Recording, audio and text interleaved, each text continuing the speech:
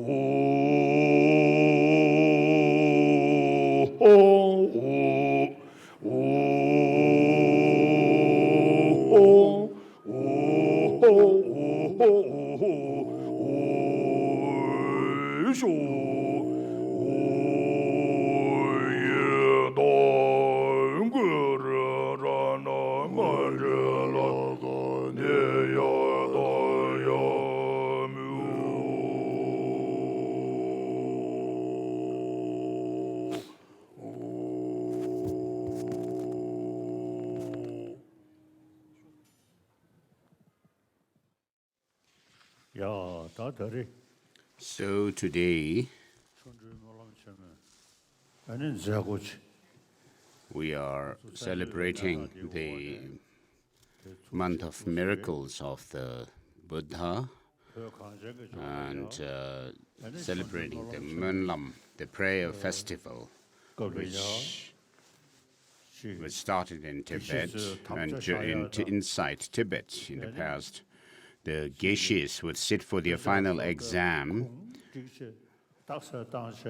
and then the other students of the great monastic centers of learning would debate with those candidates for geshe, harampa. Though I have not studied that much like those geishis, but I have done quite an extensive study, and I sat for that final exam in Lhasa during the Monlam festival. And around that time, I had a strange dream. there was the Buddha in the center, and I was down, somewhere down below, and the Buddha was beckoning me, winking and beckoning me to come, and then I went to him, and I went to the Buddha, and he was very pleased with me. I had a very strong feeling. I had nothing to offer much to the Buddha, but I had a chocolate candy, and I offered it to the Buddha. And the Buddha really was pleased with me. And I had such dreams like that, and different dreams like that. And what that shows or indicates is that I am a sincere student and disciple of the Buddha. If I may be audacious, I am someone who has purposely taken rebirth, and a follower of the Buddha who has taken rebirth purposely.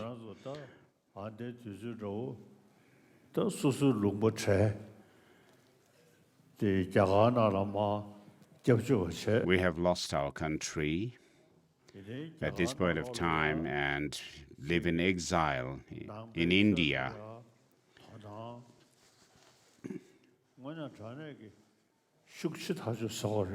Where there is great interest in the teaching of the Buddha, and in the whole entire world as well, there is great interest in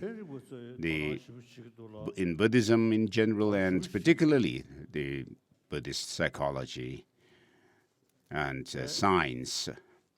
There's great interest from the modern scientists. I'm sometimes being double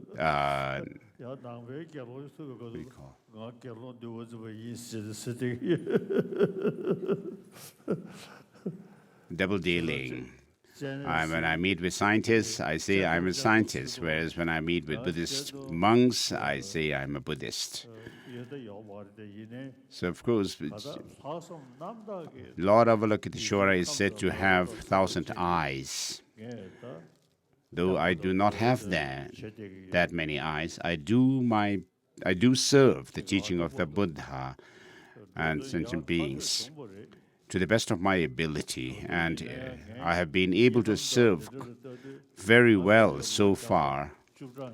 And there's indication from my dreams that I might live to be 110 or so. I'm someone who was born in Dome, Amdo region, northeastern part of Tibet, and was installed on the throne of the Dalai Lamas.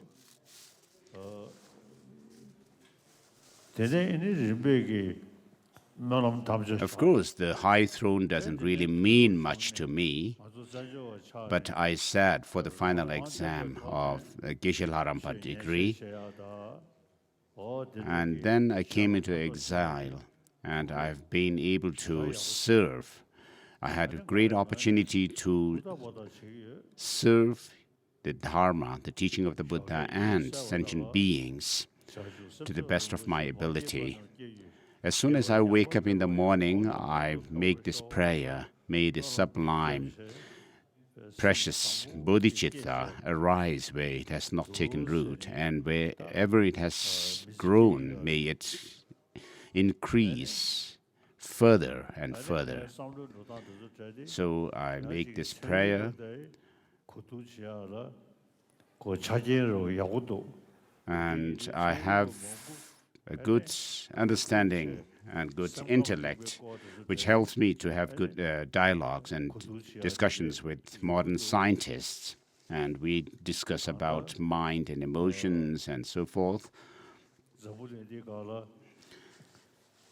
In other words, whether people are believers believe in religion or not, but through the teaching of these workings of mind and emotions, I feel I'm able to serve beings as much as I can. To the best of my ability, I do try to help others.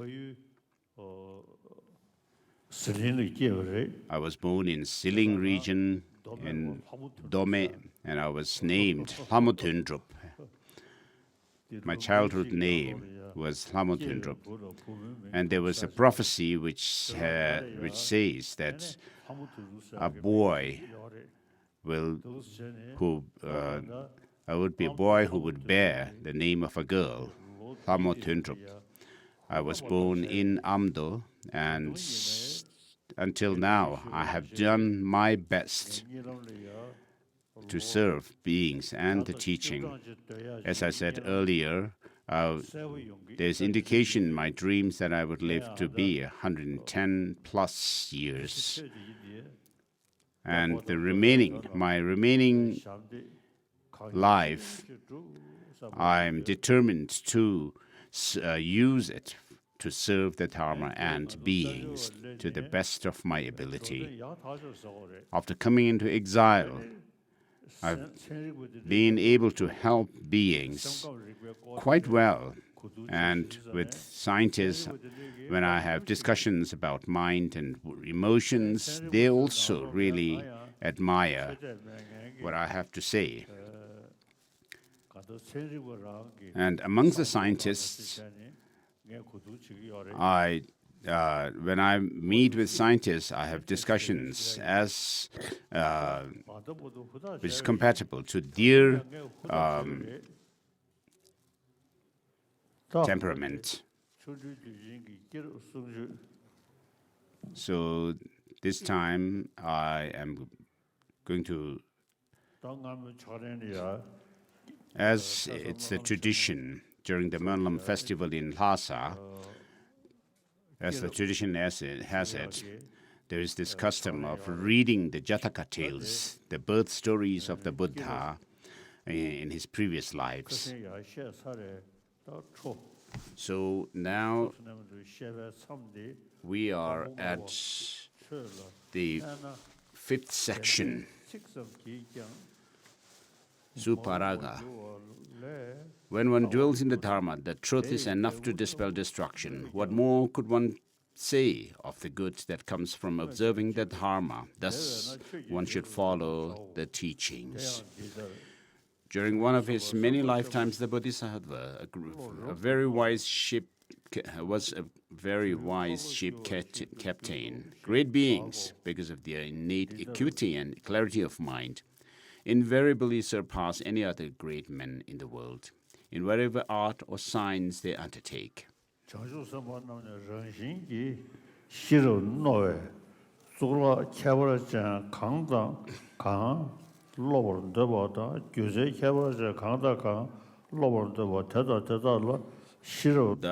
it was that during his lifetime as a helmsman, the Bodhisattva possessed all the extraordinary qualities one could imagine. Knowing the course of celestial bodies, he always knew his exact location and was therefore never lost. Knowing all the different types of prognostication, he was always in tune with the shifting pattern of events and therefore knew whatever was timely or untimely. By observing the color of the waters, the composition of the shore, the shape of the rocks, the species of birds, fish, and other creatures, he could easily place himself in any sea. In addition, he was always vigilant and never dull-witted, and was able to endure great cold, heat, rain, and fatigue. Being always careful and observant, and so skilled, he never deviated from course. He was in a great demand among sea merchants to guide them to their destinations. And since his navigation was so very successful, he came to be known as Supaga, good passage, after the seaport where he lived.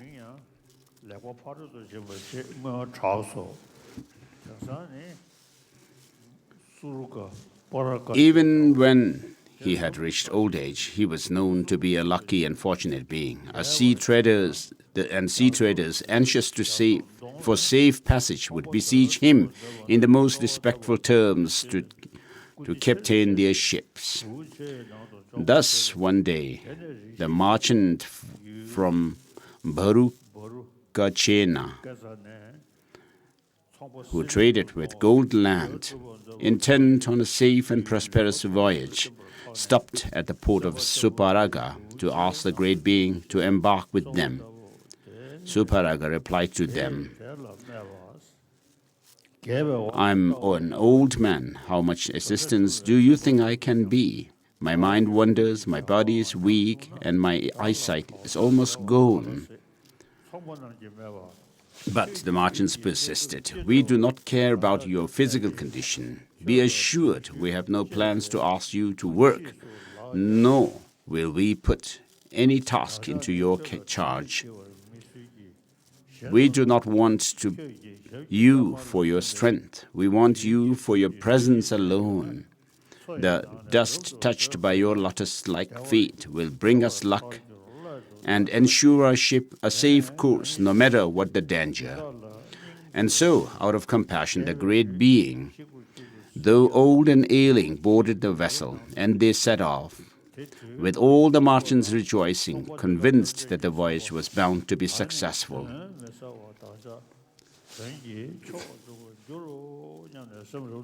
Soon the ship lost sight of shore and found itself in the realm of sea serpents, that part of the great ocean haunted by strange fish, a sea which churned with surging waves, buffeted by the whims of the screaming and crying wind.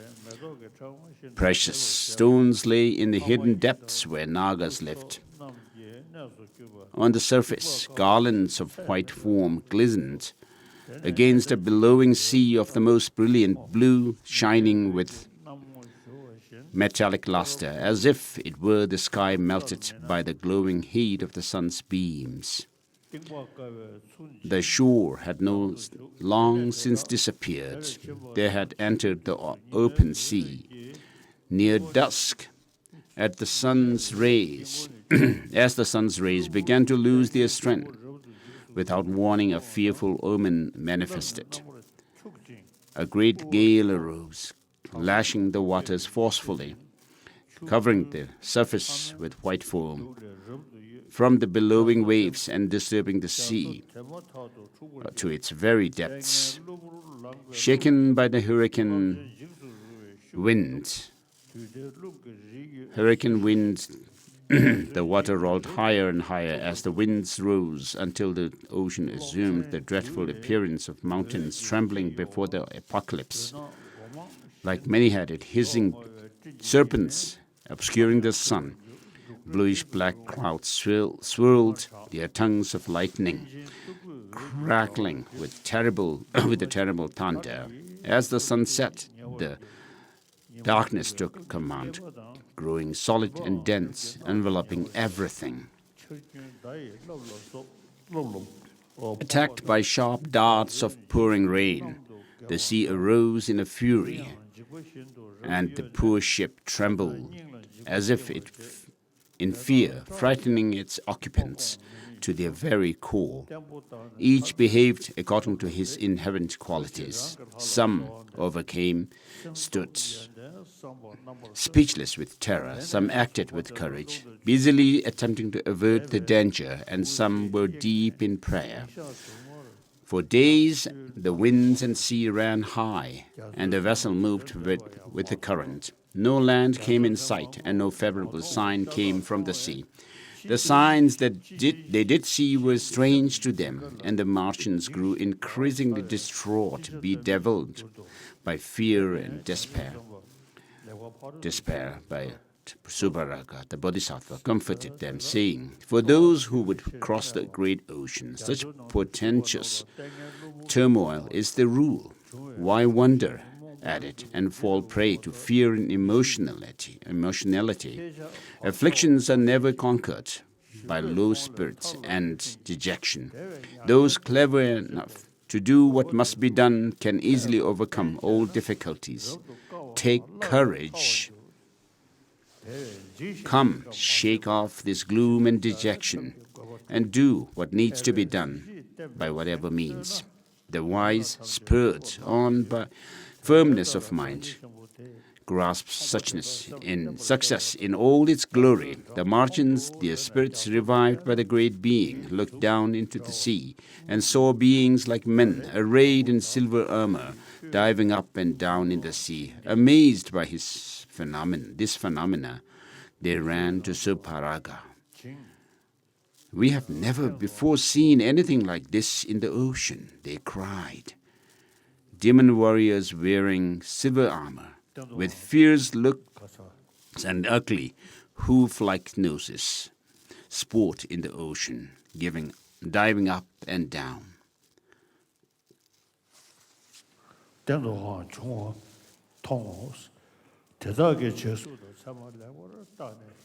Supaga replied, "There's no need to fear. These are no men.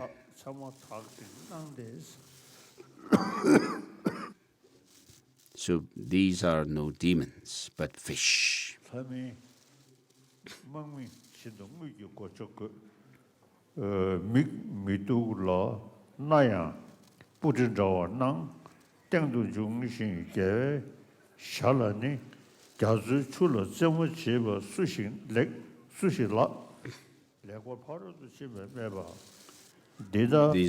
There's no need to fear. These are no men. These are no demons, but fish. Still, they are a sign that we have been driven far from shore. This is the sea of hoof garlands. You must try to turn back. But the high-running sea and the gusting winds continued to push them further in the wrong direction, and they could not alter their course. Before long, they found themselves approaching another sea, one shining with silver luster, bright with a mass of white froth. The merchant said to Supaga, "What great sea is this? Its waters veiled in foam, like fine white linen. It seems covered with liquid moonbeams. It seems to show a laughing face." Supaga said, "This is difficult. We are driven too far. This is the sea called the Milk Ocean. We should go no further. Turn back if you can."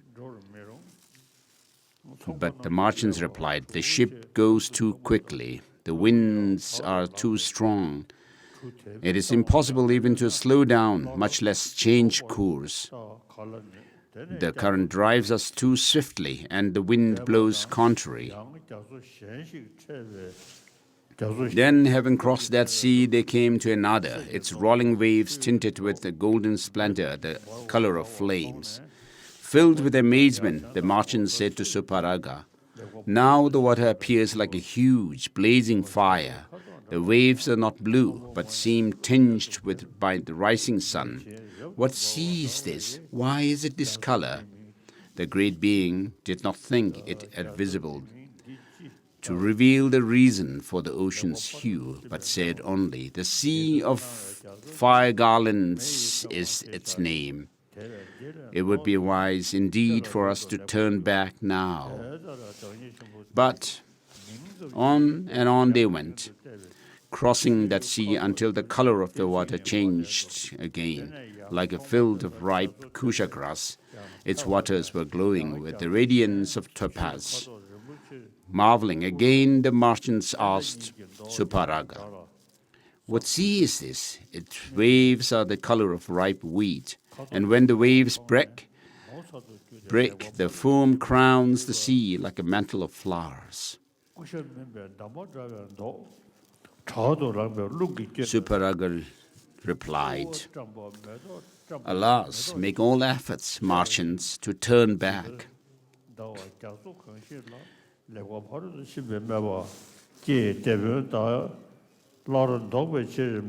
It is not wise to go further. This is the sea of grass. its currents, like an elephant not heeding the goad, are difficult to master, and nothing good will come of it. But they were unable to turn the ship, no matter how hard they struggled. Soon they were crossing into another sea, as green as the most brilliant emerald. The merchant said to Supaga, "Now the sea has yet another appearance. Its waters are the color of emeralds or aquamarine, and they shine like a beautiful meadow. The foam is as lovely as water lilies. What sea is this?" Hearing this, the great being heaved a long and deep sigh, his heart aching with knowledge of the calamity that was imminent. In a low voice he spoke, "We have gone too far. From here it will be hard to return. This is the sea of reeds at the end of the world." When they heard these words, the poor merchants were plunged into despair. Minds lethargic, limbs without power, they sat in dull apathy and did nothing but sigh. After crossing that sea, in the afternoon near twilight, when the sun seemed to be setting into the ocean, a fearsome and tremendous noise arose. The ear-splitting sound struck fear into their hearts. It sounded like the sea rising in anger, like bamboo groves crackling with fire, like thunderclaps. Jumping from their seats, they all stared in horror as they saw before them the immense mass of water falling down, as if into some enormous chasm. In utter terror, they ran to Supaga, saying, "We hear a distant noise which is so loud it pierces our ears and strikes terror in our hearts. It is as if the Lord of the sea were angry, as if the entire ocean were falling into an awful abyss. What sea is this? What can be done?" The great being, alarmed, cried out, "Alas, alas, you have come to the dreadful place from which no one returns, the mare's mouth, the mouth of the Lord of Death." The Mara's mouth, the mouth of the Lord of Death. At this, the poor merchants were stunned by the fear of death. Realizing that all hope of life was lost, some wept, others moaned and cried aloud. Some were unable to move. Still others seemed out of their minds with fear. Some were humbly praying to the gods. Some were praying to the Adityas or to the Rudras. Others to Sagara, Lord of Ocean.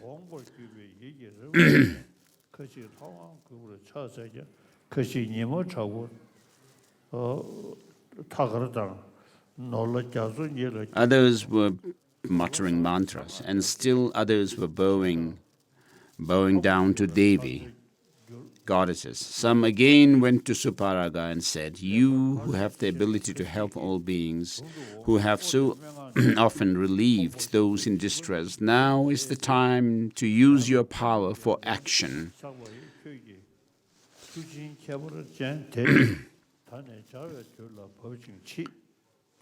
We take refuge in you, for we are sorely distressed and without any protection. The wrathful waters are about to swallow us like a morsel of food. You cannot abandon this poor crew, letting us perish in the rolling waters. The great ocean itself will obey your command. Please put a stop to its terrible rage."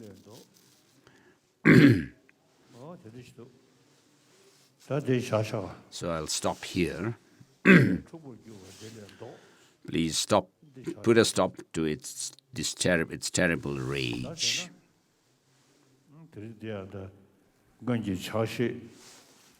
So as the tradition has it,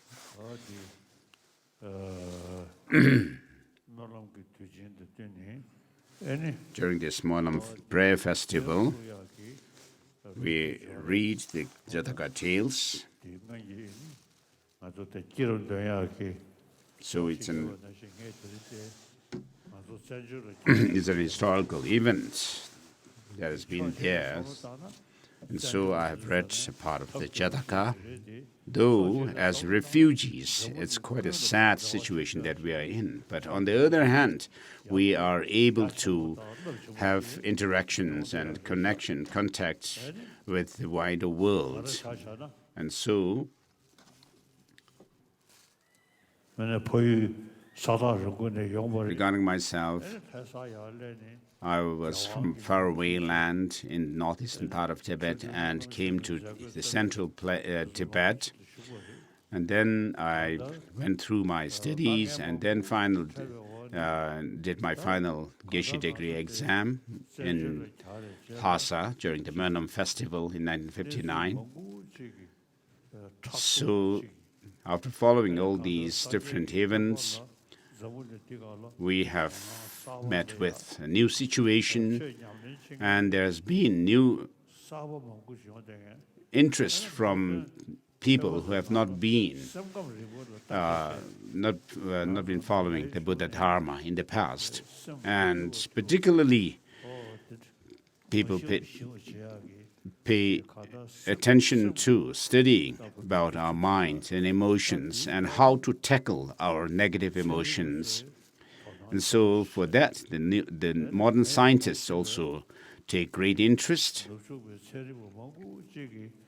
And many Western scientists have taken great interest and admire our tradition. Since coming to exile, we have also benefited and have been beneficial to others. So in other words, we need to cultivate the good heart of Bodhichitta, this altruistic spirit of enlightenment. Whoever we meet, if we could deal with them with this good heart, the warm heart of Bodhicitta, then we make this human life a worthy one. Regarding myself, as soon as I wake up, I reflect on Bodhicitta, this altruistic spirit of enlightenment or awakening, and then also the fact that things are like illusion, that they do not exist the way they appear to me.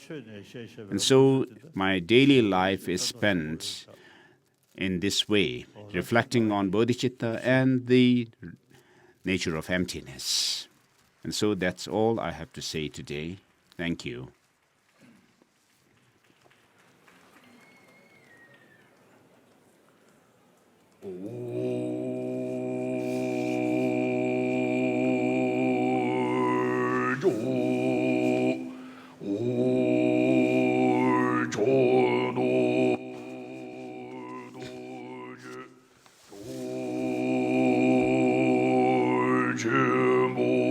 Thanksgiving Mandala offering. The Master, who is not different from Vajradhara, the conqueror, Vajradhara himself, the Lord of the entire teaching of the Buddha, the Master of the complete teaching, the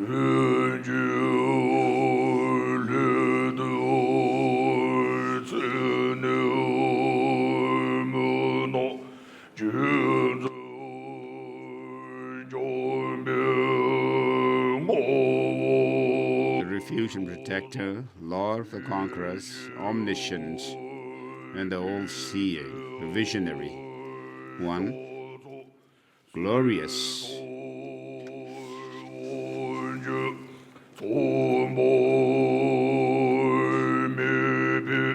the noble Lord, Jambel Ngawang Losan Ishe Tinzin Gyatso, Shing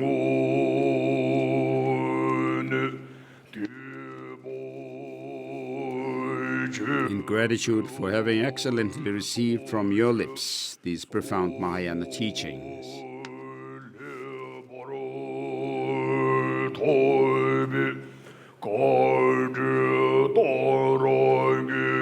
We make this mandala offering to you.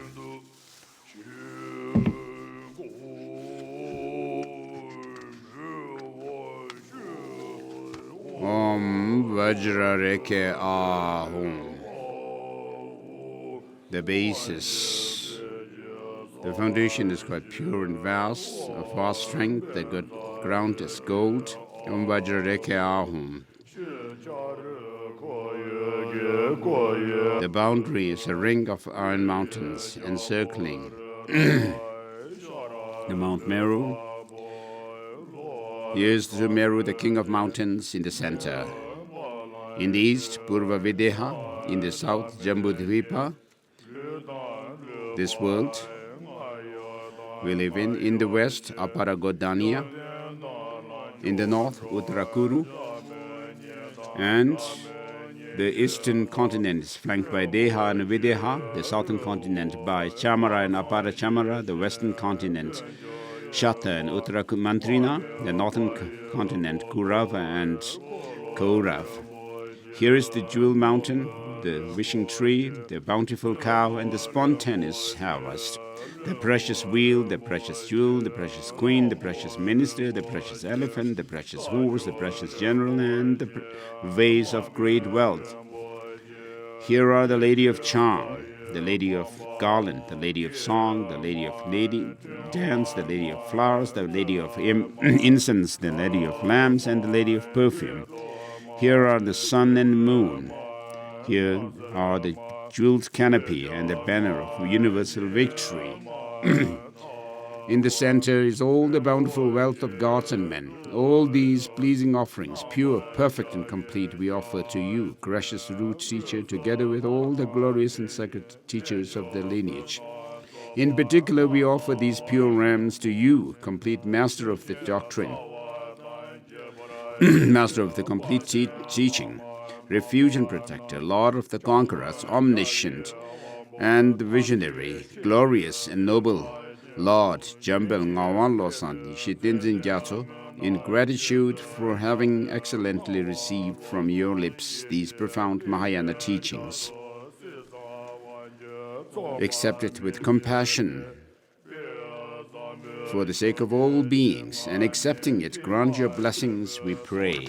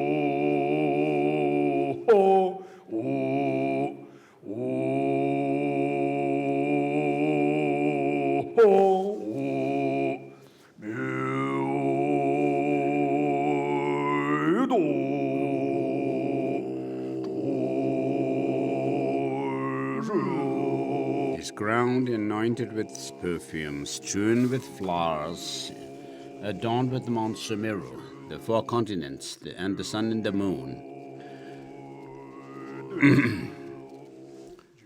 Visualizing it as a blessed Buddha felt, we offer it. May all beings enjoy the happiness, the perfectly pure Buddha felt.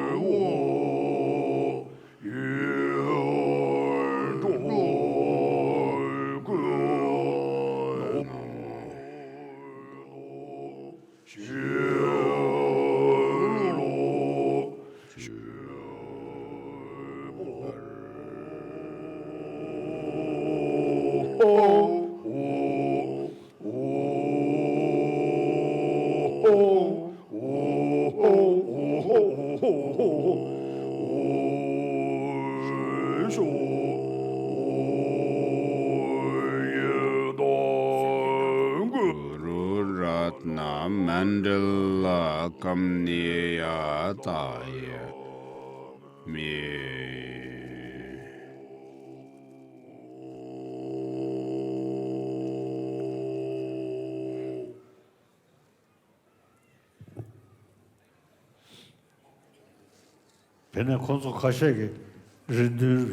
So some people have requested me to do the Bodhichitta ceremony.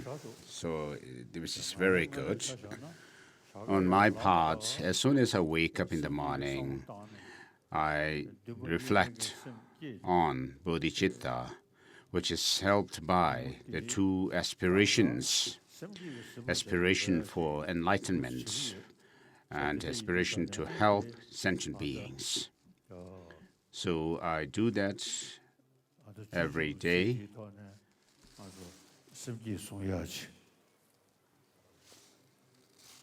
So let us do this Bodhicitta.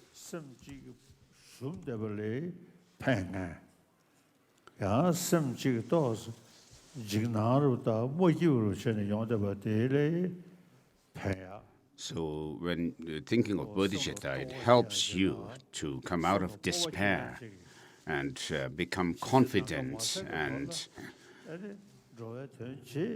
feel confident about yourself and others, and to have this determination to work for the benefit of sentient beings until the space comes to an end.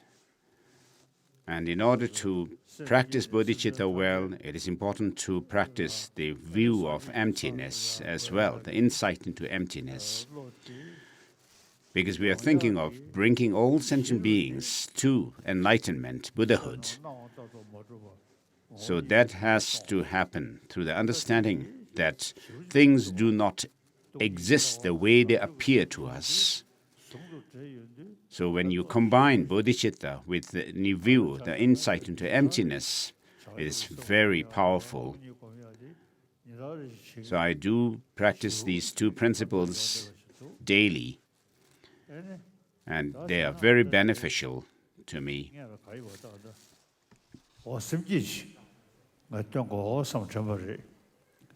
So I'll do bodhicitta ceremony. So there are many different lines that we may use, just as the past Buddhas realized bodhicitta and practiced bodhisattva. I too, for the sake of sentient beings, will generate bodhicitta and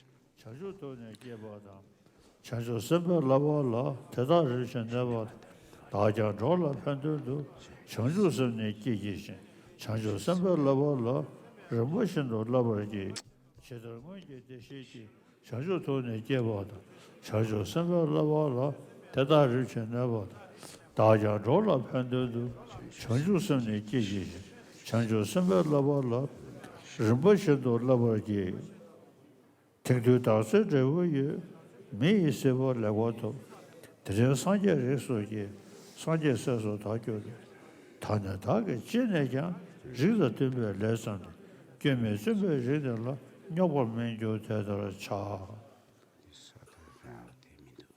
Oh, yeah, that's true.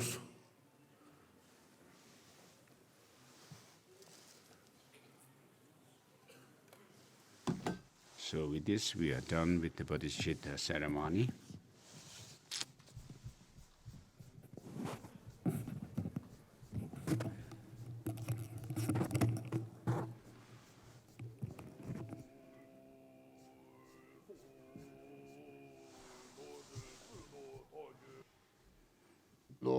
So the lines that His Holiness went through are just as all the Buddhas of the past have brought forth the awakening mind, and in the precepts of the Bodhisattvas, step by step abode and trained. Likewise, for the benefit of beings, I will bring to birth the awakening mind, and in those precepts, step by step, I will abide and train myself. Today, my life has given fruit. This human state has now been well assumed. Today, I take my birth in Buddha's line and have become the Buddha's child and heir. In every way, then I will undertake activities benefiting such a rank, and I will do no act to mar or compromise this high and faultless lineage.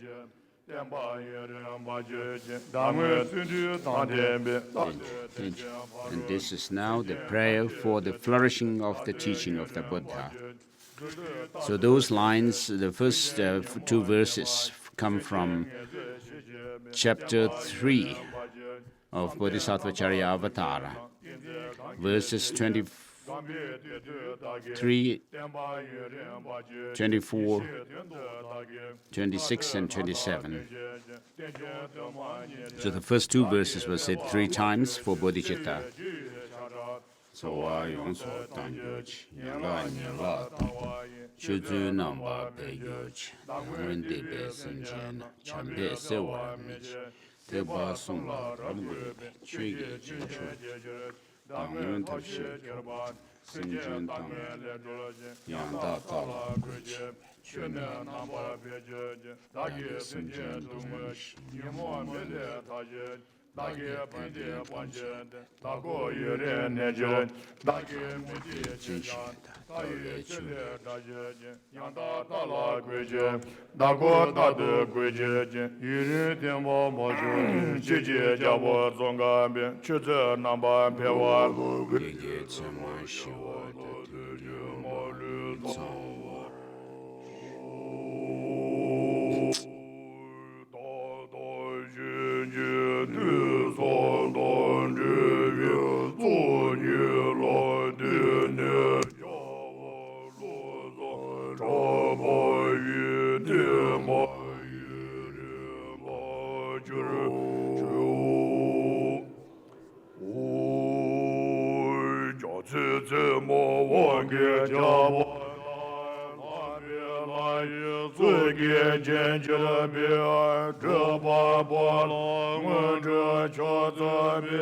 These are prayers for auspicious of the Tibetan Lama, the glorious Lamas. May the glorious Lamas be auspicious. And the next is prayer, invocation of the Yidam deities, the meditation deities, and through them may there be auspiciousness.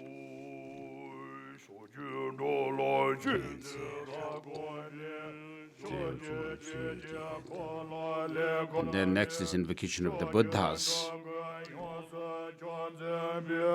The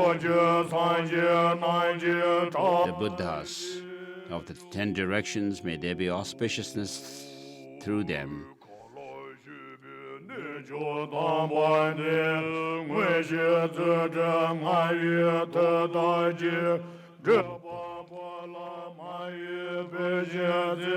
And the next is the Dakas and Dakinis of the 3 sacred places and so forth. May there be auspiciousness through them. And then the invocation of the Dharma protectors. May